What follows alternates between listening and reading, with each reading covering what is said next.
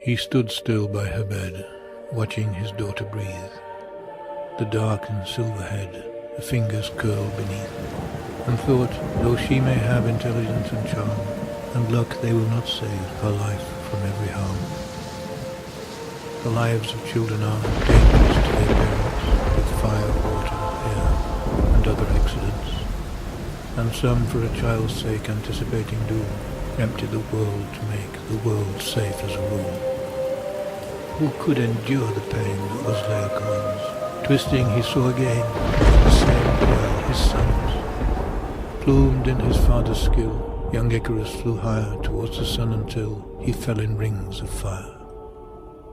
A man who cannot stand children's perilous play, with lifted voice and hand drives the children away.